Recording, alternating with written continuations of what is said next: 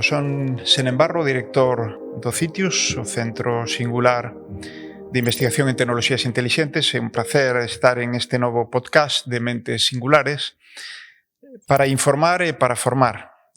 Formar e informar a través do coñecemento e a través da opinión. E hoxe é un placer porque é un placer o tema, pero sobre todo é un placer as persoas que me acompañan aquí, non? O tema son neurotecnoloxías e transhumanismo. E estamos, pois, un filósofo, un neurocientífico e un científico da computación. Isto parece como un chiste, non? Vou a presentar o filósofo, o neurocientífico, supónse que eu son o científico da computación. Bueno, Brais Arribas é profesor da área de filosofía da Universidade de Vigo, antes foi profesor de secundaria, e é membro da Cátedra de Hermenéutica Crítica, Hercritia, se chama esta cátedra, autor de varios libros sobre a eutanasia, é un dos títulos, Vira Menos, e o último, creo que o último, se non me corrixes, Brais, precisamente sobre transhumanismo, publicado moi recentemente, no ano 21, na editorial Euseino. É así, verdad? Sí. Fantástico. Bueno, pois Castro Rivadulla é catedrático de Fisioloxía da Facultade de Ciencias da Saúde da Universidade da Coruña, coordinador do grupo de Neurociencia e Control Motor, que se chama Neurocom, no Centro de Investigacións Científicas Avanzadas, CICA, e no Instituto de Investigación Biomédica da Coruña, INIBIC. Investigas en neurociencia, e en particular en como o cerebro percibe e interpreta os estímulos sensoriais. O teu grupo, Neurocom, é pioneiro na utilización de técnicas de estimulación cerebral non invasiva, ademais, como, por exemplo, pois a estimulación magnética transcraneal, corriente continua, campos magnéticos estáticos, vamos, tema super apaixonante. Bueno, pois, que mellor que comenzar definindo o transhumanismo cunha definición do propio Brais. Saquene do teu libro, Transhumanismo.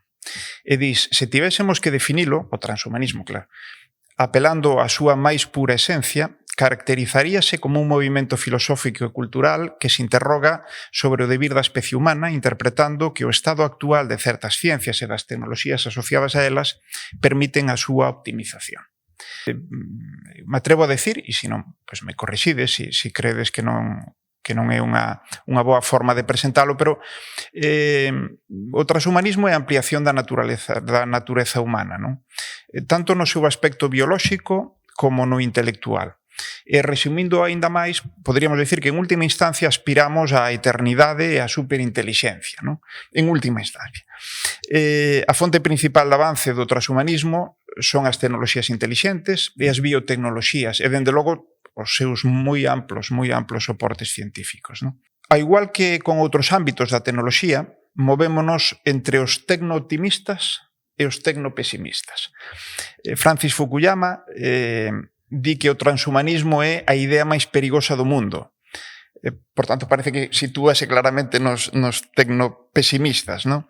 Mentras que hai transhumanistas hiperoptimistas, do que quizás Max More é o seu profeta máis destacado, non? E, bueno, para arrancar, esta é unha pregunta para os dous, na orden que queirades, non? Pero, onde vos situaríades? Nos tecno-pesimistas ou nos tecno-optimistas? A ver, Brais. Bueno, eu, en primeiro lugar, agradecer a invitación. Para mí é un placer acompañarvos hoxe para falar de transhumanismo. Eu permitídeme que nesta pregunta pois non me sitúe nin nunha esfera nin noutra. Eu creo que de partida debemos de asumir que o ser humano é un animal técnico, forma parte da súa esencia constitutiva, dende a súa orixe, bueno, pois o seu modo de vivir e de habitar estivo ligado á transformación da realidade externa, non? Sabemos que o ser humano transforma o entorno, adapta o entorno ás súas necesidades en vez de adaptarse ao entorno. Ten que ver co desenvolvemento de outras características que son moi definitorias do que é, non? A creatividade, a imaginación, está ligada ao proceso de cerebración e, polo tanto, ao desenvolvemento do proceso de cerebración e ao desenvolvemento da inteligencia. Así que, en realidade, os seres humanos, pues, efectivamente, somos técnicos. Nese sentido, non se pode comprender o mundo humano sen, bueno, pues, o acompañamento constante de ferramentas, de artiluxos, de máquinas. Se ben é certo que cada vez máis complexas, cada vez máis sofisticadas, con algunhas delas cunha capacidade enormemente intrusiva non só no entorno, sabemos que estamos na época do antropoceno, senón, efectivamente, na nosa propia bioloxía, no noso propio corpo e, efectivamente, na nosa propia mente. Entón, nesta esfera, eu creo que o que se debe de ser é moi cauto en relación a certos discursos que efectivamente poden caer nunha especie de ilusionismo que nos convenza de que a salvación se atopa a través únicamente do desenvolvemento de tecnoloxía, que, bueno, forma parte un pouco da mentalidade occidental dende a época ilustrada, non? Un pouco esa idea de que o progreso da humanidade vai acompañado do desenvolvemento técnico-científico, e esta idea a recollen e a usan moi ben no seu beneficio os transhumanistas ata conformar un programa que, bueno, para algúns, para os máis visionarios, ti citaches a Max More, pois parece ser propio dunha religión, non? As veces se presentan cun certo mesianismo, como se viñesen a salvarnos de todas as catástrofes, e nese sentido me parece que hai que ser bastante cauto. Non obstante, para unha persoa como a min, que ten unha serie de enfermidades que sen a tecnoloxía sería imposible de poder convivir con elas, bueno, me parece que ser tecnoescéptico tampouco ten cabida no mundo de hoxe. Así que, bueno, tendes un pouquiño máis ao terno optimismo, non? Pero non con pensamento ilusorio, nin... Sí, efectivamente. Claro. Bueno, creo que, bueno, moitos dos grandes logros que o ser humano se pode sentir orgulloso están vinculados, pois, eso, ao que foi capaz de facer, o que foi capaz de crear, e, evidentemente, a ciencia e a técnica, pois, probablemente sexan das actividades que, bueno, efectivamente ocupan as grandes mentes da humanidade. Entón, non ten sentido caer nun pesimismo absurdo, pero tampouco a inversa caer os extremos, nesa especie de trampa. Como casi todos os extremos non son bons, non? Efectivamente. E ti, Casto, que... Bueno, primeiro tamén gracias pola invitación a participar neste debate, me parece fantástico o tema. Eu declárome completamente tecno-optimista. Decía Brais, o avance da sociedade ven pola utilización da tecnoloxía, o descubrimento, a investigación, todas estas cousas. En canto ao transhumanismo en concreto, eu penso que esta parte pesimista ven dada desde puntos de vista que van moito máis alá do que realmente está pasando. É dicir, o desenvolvemento de ferramentas que melloran a saúde, que melloran as capacidades, poñíalo moi ben na introducción que facías, como acotabas eso. A partir de aí, un pode irse moito máis alá e acabar falando de unha cousa un viaxe espacial e outra cousa é que de repente teñamos que todos estar vivindo en Marte ou en Plutón. Non, pois eso, que podas facer algo, primeiro, non significa que o teñas que facer, e segundo, non estamos en condicións de facer moitas desas cousas que se erixen en grandes, non sei se líderes de opinión sobre transhumanismo, a veces din cousas que estamos discutindo. De que estamos falando? Estamos falando de mellorar aspectos da nosa vida cotián, non estamos falando de facer cousas moi disparatadas. Claro, de eso falaremos, pero fixadevos, xa que dís de isto de ir a Marte, Plutón, etc., ás veces a min pregúntanme, non particularmente sobre o transhumanismo, non? Pero sí sobre a inteligencia artificial de canto falta para, digamos, canto falta para os coches autónomos plenamente autónomos, canto falta para que teñamos unha inteligencia artificial de propósito xeral. Bueno, eu suelo ser cauto con isto, non? Practico en ese sentido que decía Brais, pero tamén é verdad que moitas veces non o sabemos, porque si chegamos á Lúa no ano 69, se non estou equivocado, e só 20 anos antes, é dicir, a mediados do século pasado, Eu creo que nin os máis osados, bueno, os máis osados, sí, Julio Verne xa dixo, xa escribiu sobre eso moito tempo atrás, pero era unha reflexión ou un posicionamento absolutamente especulativo, non fundamentado en pensar que a realidade nos iba a levar en un par de décadas a chegar á Lúa, non? E chegamos. Por lo tanto, Sí, nunca sabemos. O mundo... Estou de acordo, a investigación vai a unha velocidade, e no caso da investigación en neurociencia, a máis velocidade aínda. Eu acórdome cando me empecé en isto hai 30 anos, que para mí son moitos, pero a nivel de tempo e nada, se me din os experimentos que podemos facer agora no laboratorio, Claro. eu digo que eso é imposible. Imposible. É imposible. O sea, a tecnoloxía, a capacidade que temos para mirar o que está pasando dentro dun cerebro, para interpretar o que está pasando dentro dun cerebro, non ten nada que ver ca que tiñemos hai 30 anos. Claro. Pero aínda así, o camiño recorrido, a complexidade enorme do que nos estamos enfrentando, dámonos conta cada vez que descubrimos cousas e máis cousas e máis cousas, que en realidad o que nos estamos metendo en un lío máis gordo do que Canto máis descubrimos, estábamos. menos sabemos, Claro. sí, porque agrandamos o espazo do potencial coñecemento que descoñecemos, non? Pero, fíxate, pero outra cuestión sobre a rapidez, non? Claro, eu suelo decir que a evolución é un algoritmo fantástico. Nunha descripción moi superficial, pero é facilmente entendible como opera. Algoritmo fantástico, pero que necesita un tempo increíblemente longo. Necesita un contexto enormemente complexo precisamente para operar e para expresarse, non? Con toda a súa capacidade.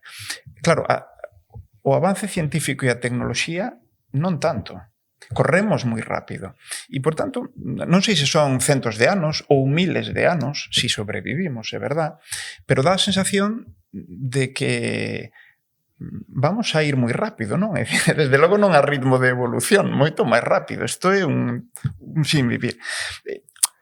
Ten sentido, por exemplo, que nos saltemos, en definitiva, que é o que estamos facendo, a evolución, e aplicar todo o coñecemento científico e desenvolvemento tecnolóxico para acelerar realmente, para mellorar. Non digo para corrixir enfermidades, para... Claro, pero aí hai unha liña que a veces é moi difícil de definir. Que é mellorar? Que é mellorar? Que é corrixir algo? Correcto. E eu sempre poño o exemplo cando falo desto das persoas maiores. É normal, dis que é normal, que unha persoa maior vaya perdendo capacidades, vaya perdendo memoria, vaya perdendo masa muscular, vaya... En que momento se considera patolóxico? En que momento estaríamos dispostos a utilizar unha ferramenta? Igual é normal que todos con 50 ou 60 anos unha porcentaxe moi alta da población teña o colesterol alto, sin embargo tomamos unha pastilla para non telo. Igual é normal ter a tensión arterial alta e tomamos outra pastilla para non tela. Por que non tomamos unha pastilla ou non usamos algúns artiluxos que xa hai para non perder memoria? Por que esperamos a estar enfermos? Pero para ampliála. Porque a eso vou eu, dicir, a mellora. Non sei, Castro, si nos podes decir onde está, por exemplo, o estado a vanguarda, o estado da arte hoxe nas neurociencias e neurotecnoloxías respecto non a procesos de, digamos, de corrección de posibles patoloxías ou perdas de memoria ou ralentización. Non. Falemos, por exemplo, dunha prótese de memoria, que a mí me viría moi ben, por outra parte. A todos nos viría fenomenal. Cantos estaríamos dispostos a poñela se existira? Que non existe, pero cantos estaríamos dispostos a poñela? Eu creo que sí. Eu de momento a teño, pero a teño fora da cabeza, que o móvil. Claro, é que esa é outra historia. Cando estamos falando de transhumanismo sempre pensamos en algo que se ten que conectar ao cerebro. Xa. Pero xa está conectado ao cerebro. O noso móvil está conectado ao cerebro a través dos nosos sentidos. Claro. Cando te lle das a pantalla e o ves ou escoitas, eso está entrando no teu cerebro. Tes a información, toda esa información, tela aí. As gafas de Google que non triunfaron, que eran un pouco como o de, como se chama, Terminator, non? Que te aparecía a información no ollo. Eu nunca estuve en posto, non sei como eran, pero a imaxe que me fago na cabeza debe ser esa, parecida que tiña Terminator na película cando lle aparecía toda a información. Cal é a diferencia entre ter eso aí ou leválo dentro do cerebro? En realidad xa tes acceso a toda a información, tes acceso, non te esqueces nada, porque tes a túa axenda, tes a túa vida aí metida. Eso usámoslo sin problema. usaríamos algo que requira unha intervención cirúrxica ou que requira unha intervención máis directa sobre o funcionamento do teu cerebro. Non o temos, aínda non temos a capacidade de meter algo así, pero sí que temos capacidade para mellorar as condicións que ten o teu cerebro para facer determinadas cousas. Por exemplo, se ti queres estudar, temos capacidade para, desde fora, con técnicas non invasivas de estimulación, poñer o teu cerebro nun estado de atención ou nun estado de activación que mellora o seu rendimento. Eso pódese facer. Como incides no cerebro? Ondas electromagnéticas que... Pódese facer con campos magnéticos de moi alta intensidade e de moi corta duración, entón eso xera un campo eléctrico que é capaz de atravesar o cráneo, a pelo, o músculo, todo, e chega ao cerebro e interfire cas neuronas, e dependendo da frecuencia deses pulsos e da cantidade de pulsos que des, e a veces que repitas e todas estas cousas, podes provocar que a zona afectada disminúa a súa actividade ou aumente. E isto está se utilizando en clínica para tratar patoloxías. Claro. E estánse facendo estudios e experimentos moitos para mellorar o rendimento escolar, por exemplo. Estánse facendo estudios e isto estáse utilizando e hai equipos de fútbol americano que o poñen na súa página web como somos supermodernos e utilizamos esta tecnoloxía, en este caso con ondas con corrente continua de moi baixa intensidade, e son como estes cascos que levamos nos postos agora, pero en vez de son, o que fan é crear unha corrente continua e esos aplicados sobre a corteza motora, o que fai é activar a corteza motora e facer que cando estes tipos están adestrando, o seu rendimento sea maior. É evidente que acorta, por exemplo, o tempo de resposta da activación motora. Acorta o tempo de resposta da activación motora, podes disminuir a fatiga e, polo tanto, podes adestrar máis, ou o aprendizaxe motor é máis eficiente. Claro, a propia aprendizaxe. Por lo tanto, claro, un golfista, un tenista, alguén que este, un arqueiro que este facendo movimentos de precisión, vai ser capaz de facelo mellor. A Nadal deberon dellar corrientes esas por un tubo de neno, porque... Nadal meteu a cabeza no enchufe de pequeno. Entón, isto hai deportistas que o utilizan, en teoría, está aí nun vacío legal porque non se pode demostrar de ninguna forma. Equipos profesionais en Estados Unidos úsano porque non hai normativa, entón poden anunciar, pero sí que se utiliza. E mellora o rendimento. Canto mellora o rendimento? Que sea outra historia. Canto mellora o seu rendimento? Para os que somos deportistas afeccionados, igual mellora o seu rendimento un 1%. Eso sirveche para algo? Para nada, non ten ninguna utilidade. Para un deportista profesional, unha mellora dun 1% supón a diferencia entre estar en un equipo de élite ou estar en segunda división.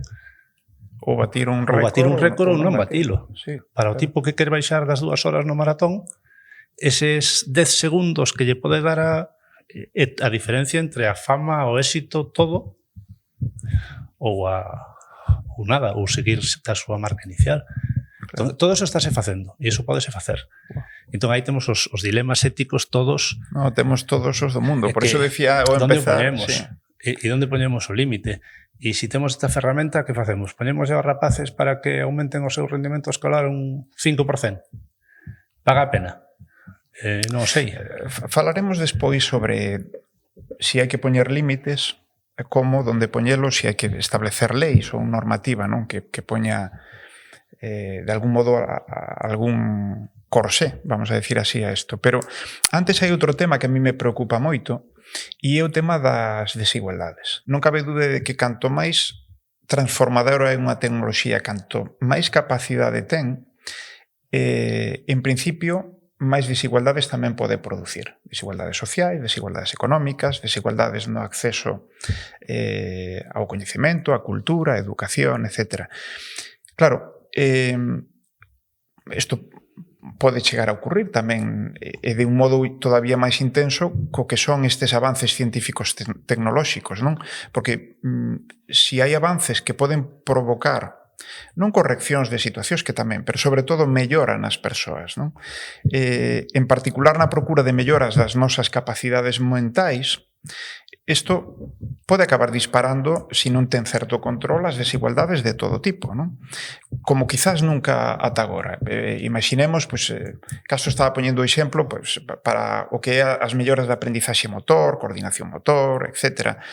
Pero se, por exemplo, tamén sirven, como decía tamén, para estudiar, concentrarse mellor, aprender máis, supoñamos que hai unhas oposicións e a esas oposicións vai xente que ten acceso a unhas tecnoloxías que lle permitiron un despliegue da súa capacidade de memorización, de razonamento, asimilación, etc., concentración, e eso pode ocurrir.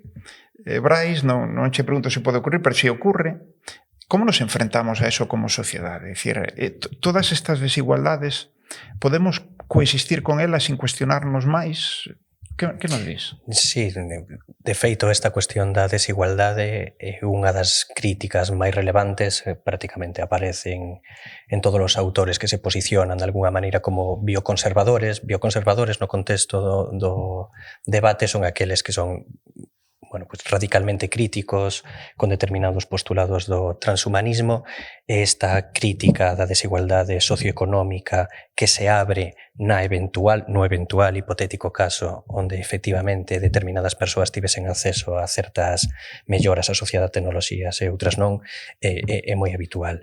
E a verdade é que esta crítica vai acompañada un pouco a un análise das condicións contextuais nas cales o transhumanismo emerxeu e proliferou, que son no marco dun determinado sistema económico que ten na súa base a idea de que continuamente hai que mellorar, hai que crecer, hai que desenvolverse, un se debe de converter nunha sorte de empresario de si mesmo que continuamente ten que estar na búsqueda da optimización das súas capacidades.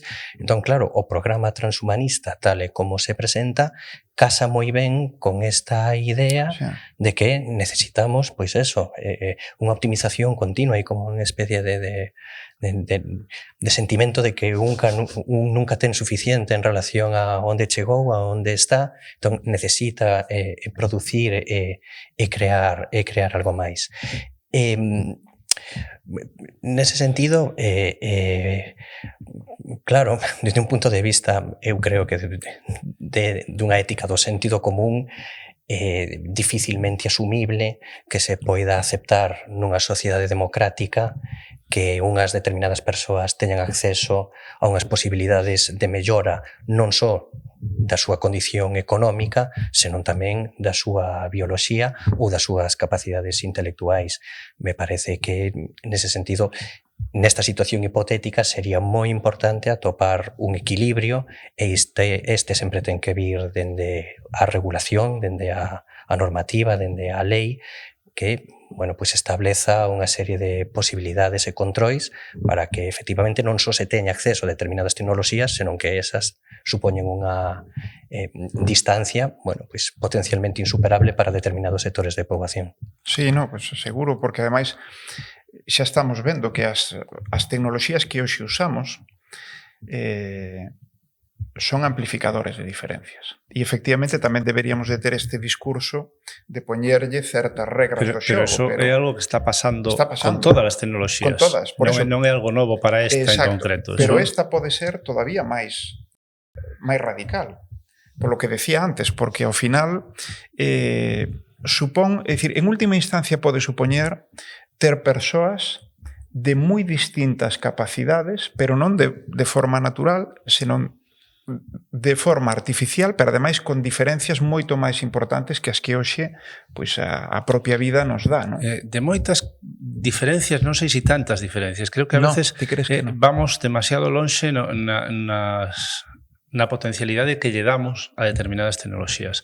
A capacidade que temos agora mesmo para mellorar o rendimento dun cerebro san, estou falando dun cerebro san, son moi pequenas. Falaba antes dos deportistas, a capacidade de mellora que teñen ao mellor en 1-2% na súa marca. O cal para un deportista profesional pode ser importantísimo, pero para o común dos mortais non supón nada. Que melloras, vale, melloras. Que eso supón unha diferencia, a diferencia máis grande a nivel de desenvolvemento intelectual para unha persoa é a educación, o acceso á educación, moito máis que todos estes trebellos. Sí. Entón, o que nos temos que preocupar é de que todos os nenos teñan acceso a unha educación de calidade. Eso é o máis importante. Agora mesmo, para asegurarnos de que o seu desenvolvemento intelectual vai a ser igualitario e estas cousas. Non de que uns vayan a ter un aparato que lle mellore ese 2%.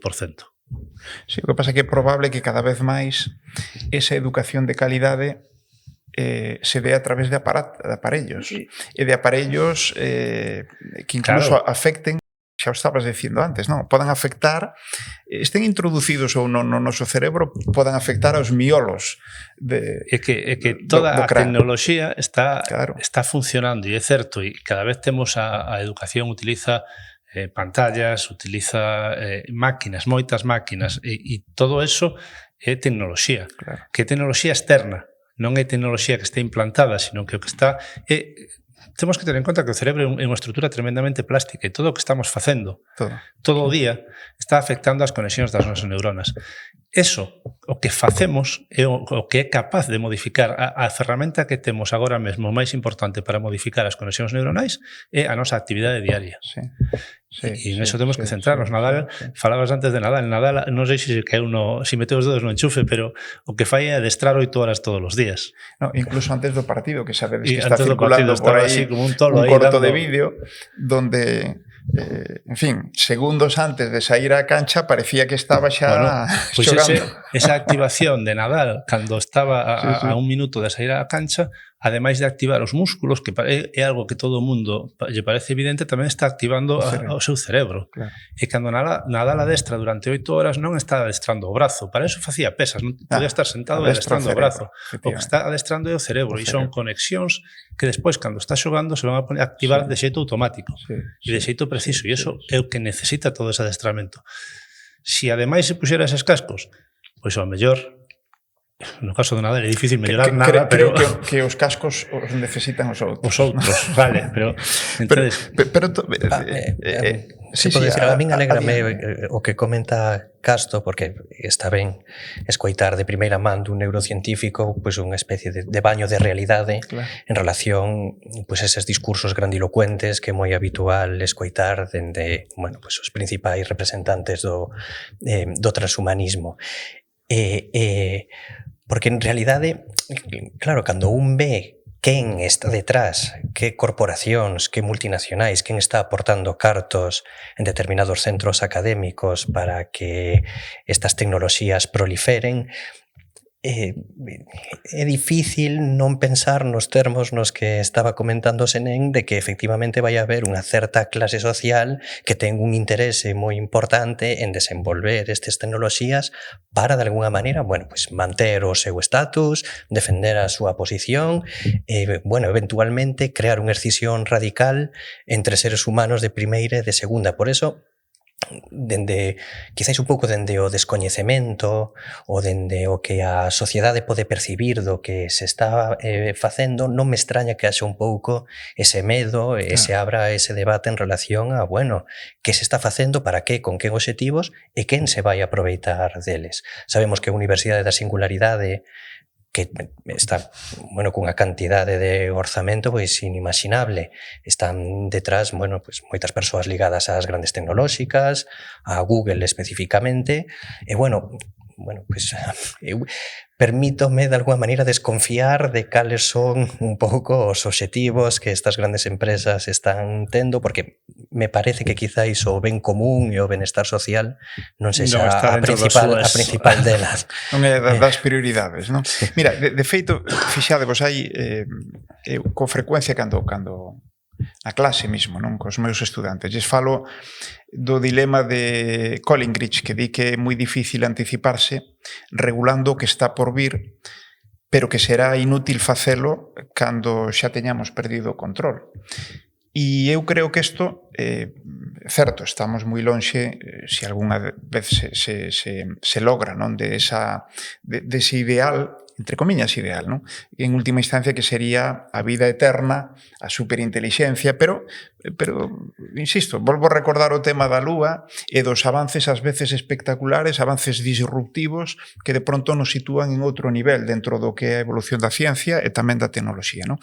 Pero é que ao dilema de Colin Gritch neste caso eu creo que se une tamén unha mal chamada lei, pero así se coñece, lei de Amara, que di que tendemos a sobreestimar o impacto das tecnoloxías no curto prazo e, sin embargo, a subestimalas no longo prazo. E isto é así, hai moitos casos, non? Entón, se misturamos as dúas cousas, dilema e lei, parece que se reforzan claramente e nos advirten da necesidade, esta é unha opinión, non? Pero quero a vosa, que é a que me interesa, unha necesidade que incluso é moi urxente de ir tomando cartas no asunto, non? Entón, a pregunta para os dous, na orden que queirades, pero me gustaría saber se opinades. Primeiro, se necesitamos empezar a regular os límites do transhumanismo tendo en conta todos os intereses que en principio están en xogo. Ti aludías a eso, Brais, non? Pero eu me atrevo a dicir, pois, o desexo humano legítimo e ademais positivo de avanzar no coñecemento e desenvolvemento tecnolóxico. É dicir, somos así. É dicir, nunca nos vamos a deter, sempre máis, simplemente polo feito de saber e de facer cousas que nunca que non se coñecían ou non se fixeron. Pero tamén hai o protagonismo, non? Tamén dos científicos. Recordamos o caso das nenas chinas estas que foron modificadas xenéticamente para evitar a VIH, foi unha desmedida probablemente a ambición de un científico de un afán de protagonismo, quizás tamén dun desexo de avanzar, non? Pero son económicas, obxectivos empresariais. Antes falábamos de Neuralink, da empresa que creou Elon Musk, pero xa hai moitos exemplos, non? Control social e político. Claro, é moi atractivo para un goberno, para según que gobernos, poder facer un control dos seus cidadáns e cidadás. É dicir, e despois hai toda unha serie de diferencias de tipo cultural, ético, moral, entre distintas partes da sociedade, dos seres humanos, digamos, non? Todo isto, ao final, nos leva a dúas cousas. Unha, si nos temos que empezar a preocupar tamén desde un punto de vista de regulamentación, de poñer certos límites non só éticos, senón normativos. Por exemplo, hai un país, Chile, de momento é o único que o saiba, pero xa fixo unha reforma constitucional recente do ano pasado para protexer os neurodereitos dos cidadáns constitucionalmente. España non ten carácter vinculante, nin é de obrigado cumplimento, pero sí fixo unha declaración de dereitos digitais que tamén fala dos neurodereitos, non? Entón, isto é necesario, temos que ir máis rápido e, ademais, creedes que pode haber certo consenso, porque, claro, aquí non nos sirven os compartimentos estancos. Si non hai unha especie de consenso global, creo que non vai a funcionar. Entón, bueno, sei que é unha pregunta que ten moitas derivadas, pero tomade o vosso tempo porque este é un tema interesante na orde que queirades. Bueno, eu entendo, antes o comentaba, me parece que esta serie de temas é moi importante difundilos para que a sociedade teña unha percepción clara de cara a onde están avanzando determinadas investigacións e que posibilidades abren determinadas tecnoloxías. Porque me parece que, aínda que efectivamente hai que buscar consello en especialistas, en expertos, neste caso en neurociencias ou en xenética ou en inteligencia artificial, para ver un pouco, para sentar os pés no chan e entender efectivamente de que estamos falando, pero unha sociedade desinformada que non ten unha idea máis ou menos clara ou rigurosa de cara a onde avanzan, como digo, determinadas investigacións, bueno, mal vai a poder controlar aos legisladores para que efectivamente propoñan unha serie de legislacións que sexan capaces de controlar dunha maneira rigurosa este tipo de De momento, eventualidades. Eu vou coller un pouco o discurso de Castro de bueno, pues, ser un pouco cautos en relación á inmediatez deste tipo de aplicacións. En calquera caso, me parece que a regulación é completamente necesaria. Se ten que ser dunha maneira máis inmediata ou a medio prazo, esa será outra cuestión a tratar. Neste caso, efectivamente, comentaches que Chile deu o primeiro paso a hora de regular, bueno, pues a capacidade de intrusión na mente, no pensamento das persoas, quizáis dunha maneira precipitada ou non. Bueno, pues parece que agora determinados estados da Unión Europea tamén están tomando un pouco en serio este tipo de iniciativas. Sí que sei que no marco da Unión Europea xa dende fai bastantes anos se están producindo unha serie de informes que intentan, bueno, pues comprender que se está traballando en certos departamentos, en certos laboratorios, en certos campos, para anticiparse a situacións que logo sexa moi difícil controlar. Pero, efectivamente, o que entendo, estou moi de acordo co que comentabas anteriormente, cando se fala de regulación, ten que, neste campo, ten que ser global. Hai moitos intereses en xogo, grandes corporacións, multinacionais, estados, individuos con seus investimentos que probablemente puxarán para que a legislación lles favoreza ou polo menos non lle prexudique. E logo, bueno, cando falamos da modificación da anatomía humana ou da capacidade mental humana, calquera que se salga da liña establecida pode proliferar como unha especie de salto cuantitativo que acelere determinadas investigacións sen quizáis estar adecuadamente preparados a nivel legal. Entón, eu sí que creo que non ven mal que se comece a tratar con seriedade, que se analicen que propostas normativas están formulando e que, bueno, pues sí, con realismo, pero bueno, pues se vayan aplicando ou se vayan instituindo. Sí, eu estou completamente de acordo que é o momento de empezar a pensar en estas cousas, pero igual é o momento de que hai moitas variables, claro. É o momento de empezar a pensar igual en cousas máis de inmediatas e non en cousas tan xerais como se están pensando. Cando falamos de neurodereitos e cando se falan da legislación chilena, que se aproba que nunca se poderá intervir sobre o libre albedrío. É dicir, a persoa ten que ser capaz de tomar as súas propias decisións. Non lle podes meter uns electrodos na cabeza e dicir, e agora vas a facer o que eu quero. Vale? É unha cousa como moi global e moi obvia. E eu creo que desde ese punto de vista calquera país estaría de acordo, bueno, igual algúns non, pero en que eso, que non podes cambiar quen é unha persoa, que é outro destes neurodereitos, non? Non podes facer cambiar quen eres ti. Bueno, parece moi lóxico.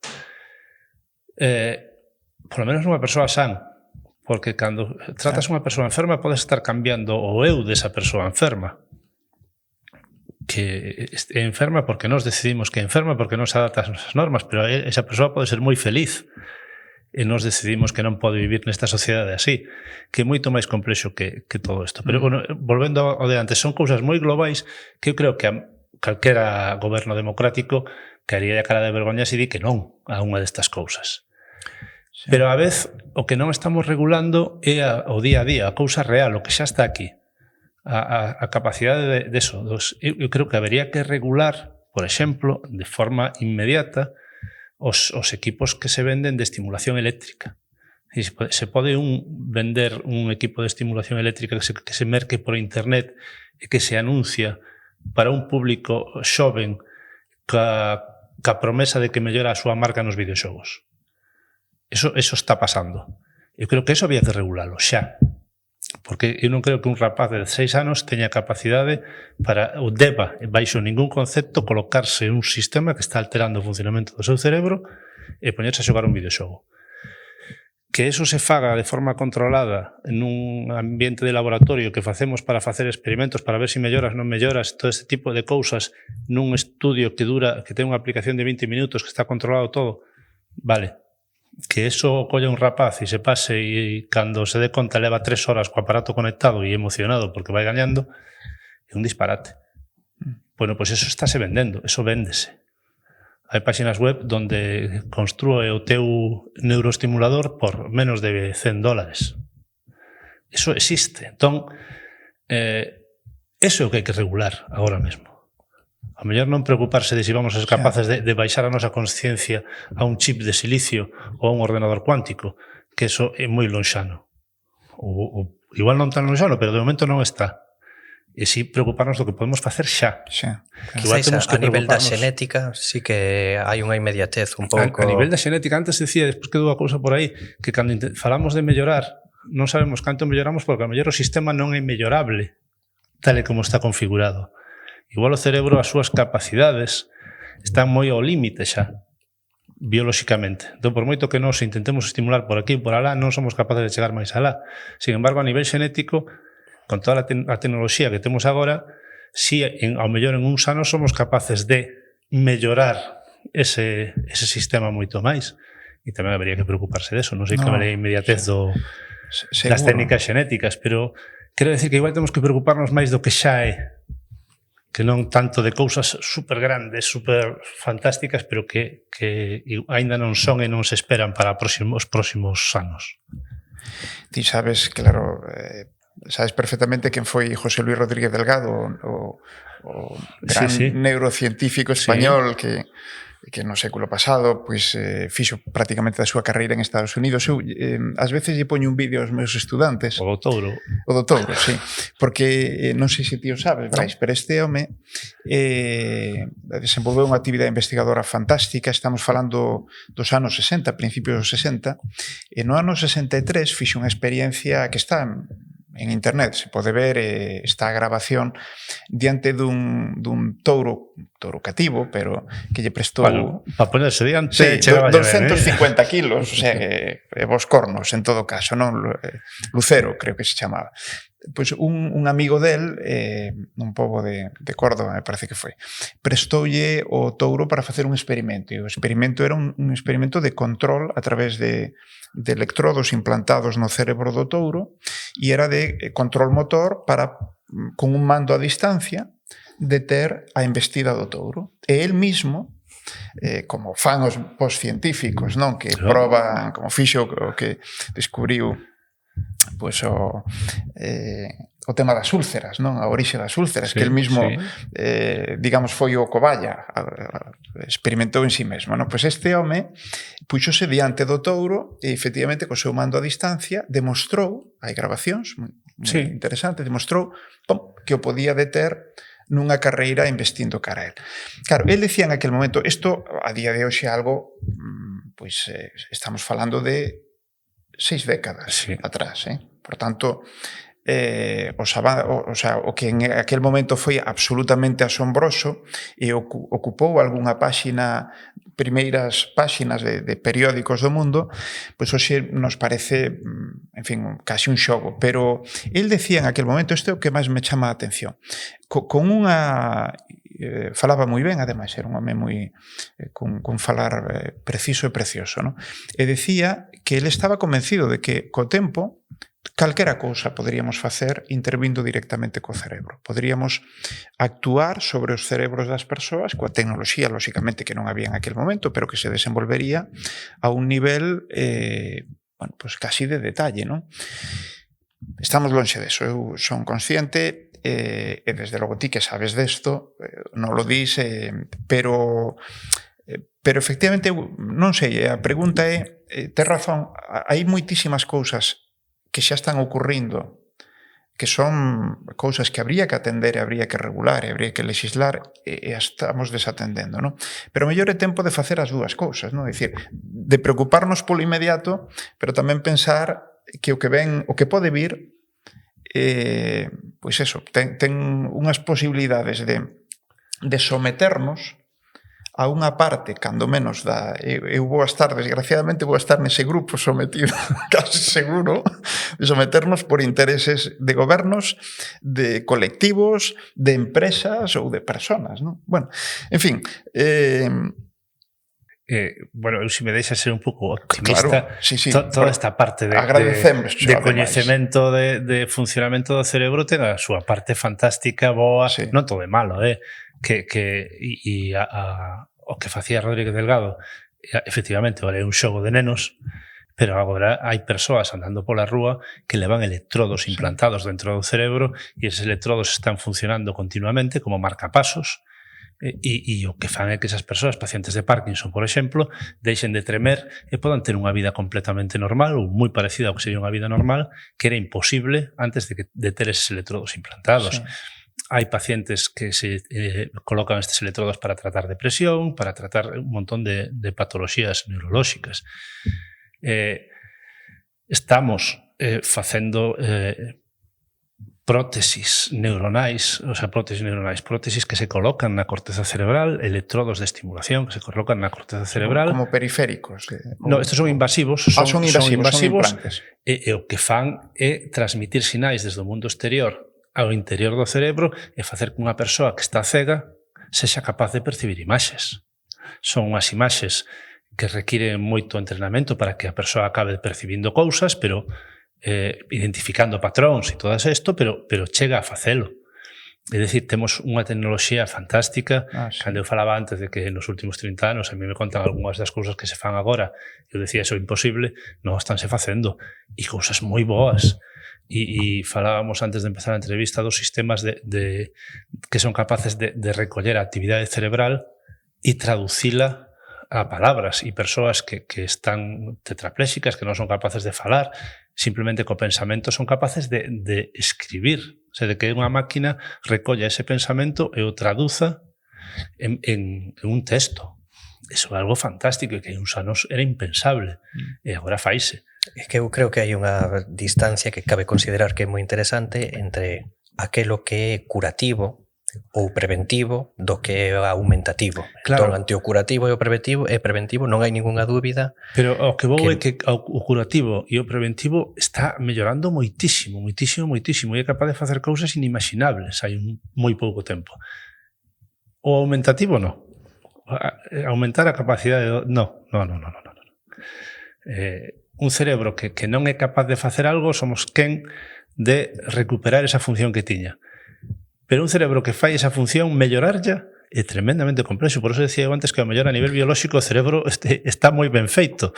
Pero unha pregunta, Casto, porque no tema do aumentativo, que é un tema super interesante, eu leín aí non moito de unhos experimentos con ratos donde eran capaces de inducirlles un novo sentido. Podían lograr que os ratos percibiran infrarroxos. É dicir, algo para o que nin os ratos nin nós estamos preparados, non temos sentidos, o sentido o sensor e o cerebro que procese non está preparado para os infrarroxos, é algo que se nos escapa. Bueno, pois aquí podían modificar o cerebro para facer que efectivamente eses ratos puideran percibir os infrarroxos. Ese é un novo sentido, ese é aumentativo, non? É aumentativo, depende despois o que vexas e o que percibas e como eso te afecta aos outros. Porque ti ahora mismo estás vendo unhas cores. Si non sei exactamente como facer ese experimento, pero si ti o que faz é introducir un receptor que sexa sensible ao infravermello na túa retina, esa información está chegando ao cerebro e ten que, de alguna forma, mesturarse ca que xa estaba chegando das outras cores.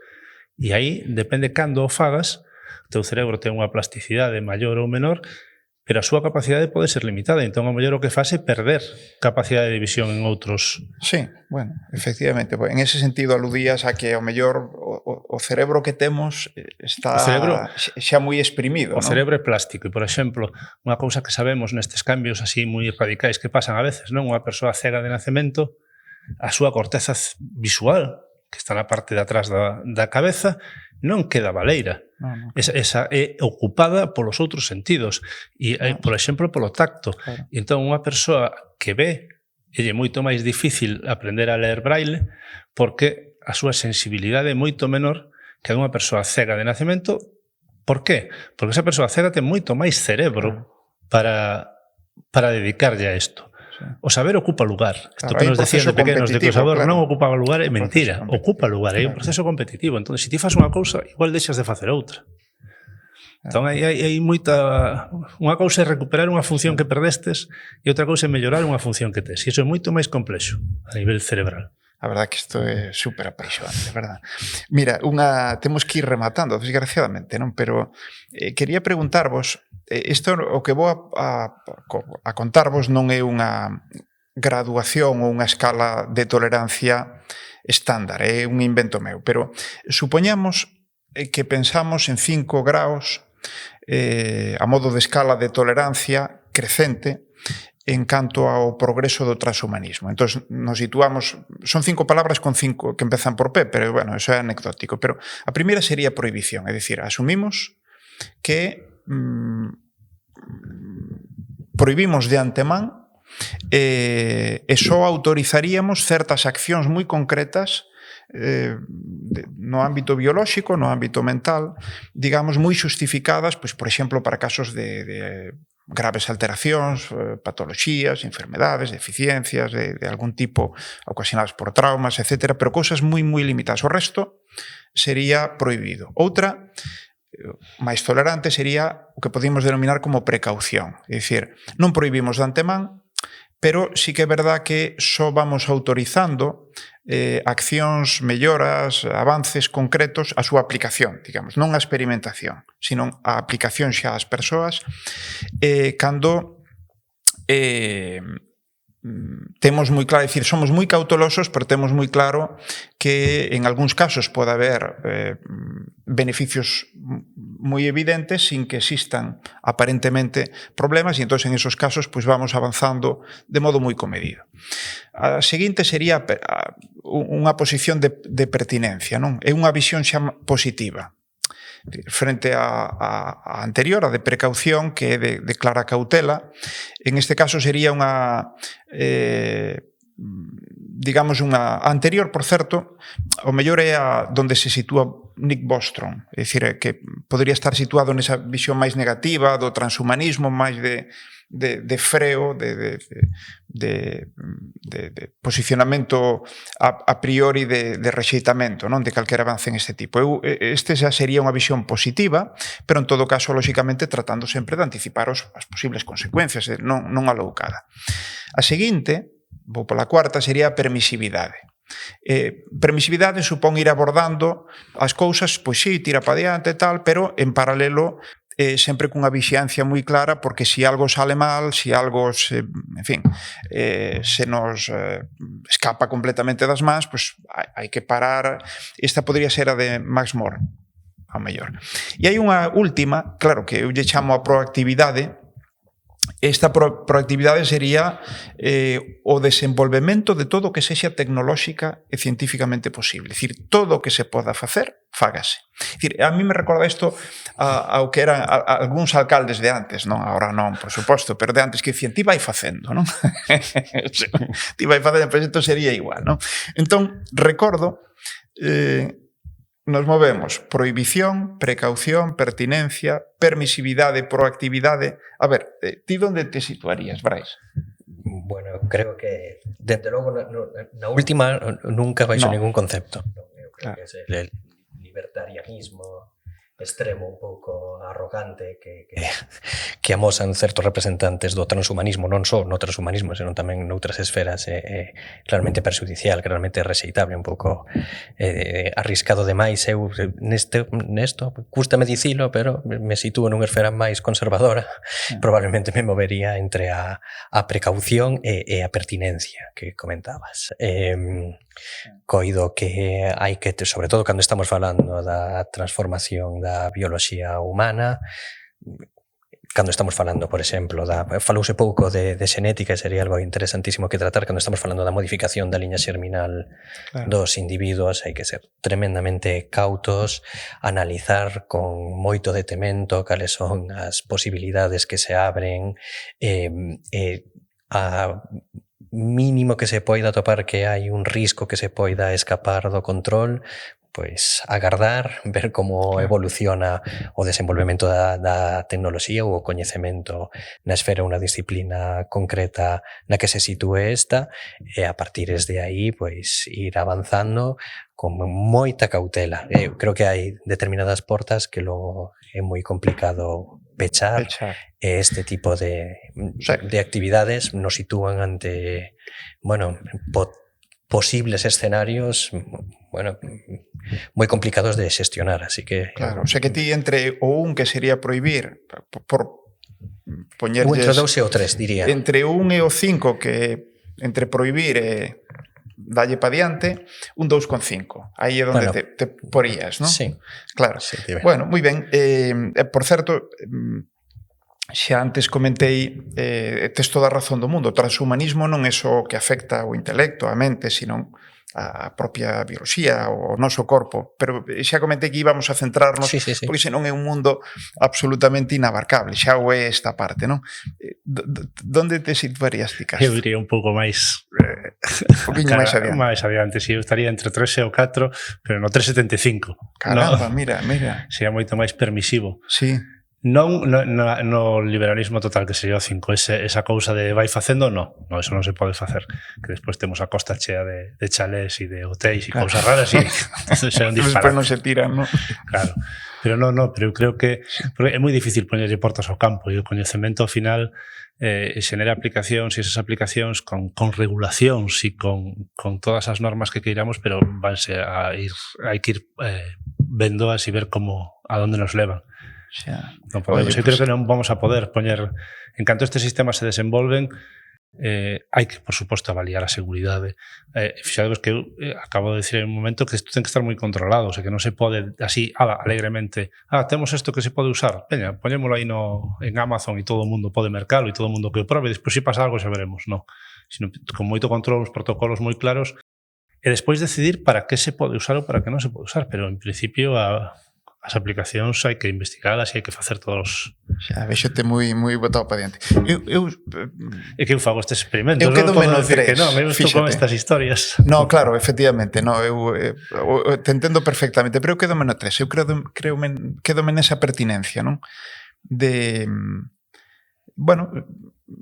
unha visión optimista, dende logo optimista do que é a ciencia, do que é o desenvolvemento tecnolóxico, pero ao mesmo tempo, conforme, antes o decía, non? Conforme esa tecnoloxía é cada vez máis poderosa, máis potencialmente transformadora, tamén creo que hai que acompañala sempre con moito sentido, non? E ás veces o sentido é regular, e ás veces o sentido é poñer cautelas ou límites ex ante. É saber deterse. Non correccións ex post nada máis, non? Claro, pero aquí hai que ver que ese desenvolvemento destas novas tecnoloxías moitas veces non ten que ver con estas cousas que estamos falando aquí tan globais de mellorar cousas, sino claro, de tratar patoloxías. A maioría destas historias veñen por aí.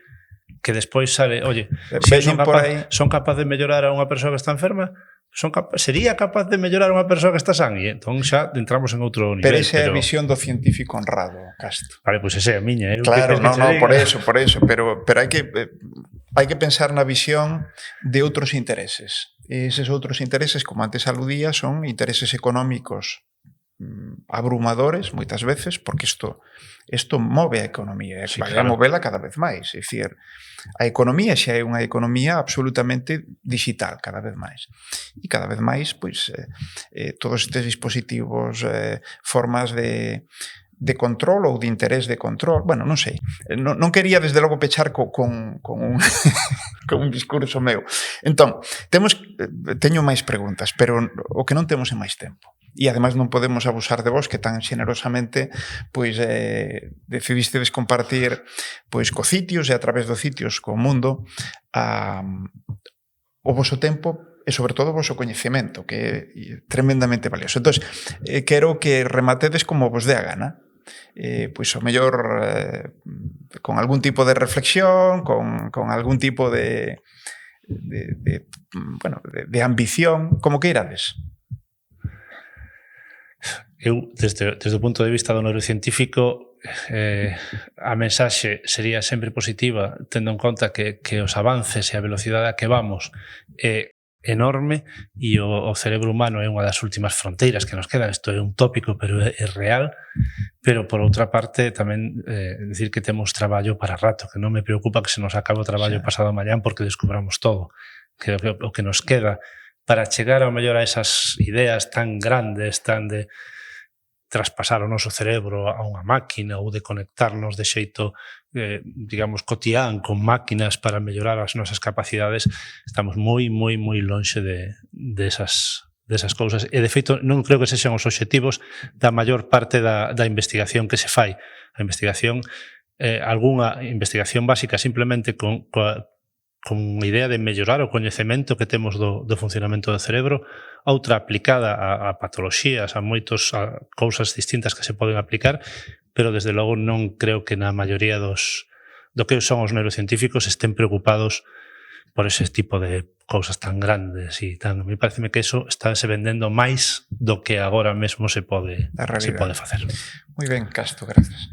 Brais. Pois eu quixera rematar de alguna maneira defendendo a necesidade da interrelación que debe de existir, que creo que é moi enriquecedora, entre ciencias máis duras ou máis vinculadas directamente á elaboración de tecnoloxías e ás humanidades, neste caso en concreto a filosofía ou a filosofía moral. Me parece que este tipo de cuestións que estivemos tratando amosan a gran cantidade de dilemas que se abren ante o científico en relación á súa actividade e como é difícil chegar a unha conclusión que sexa razoable apelando únicamente ao método científico. Entón debemos de recurrir ás veces á argumentación especulativa, ás boas razóns que nos convenzan e que nos persuadan, e a este tipo de razoamento creo que toda a sociedade está aberto en ese sentido. A vez se pode producir unha conexión co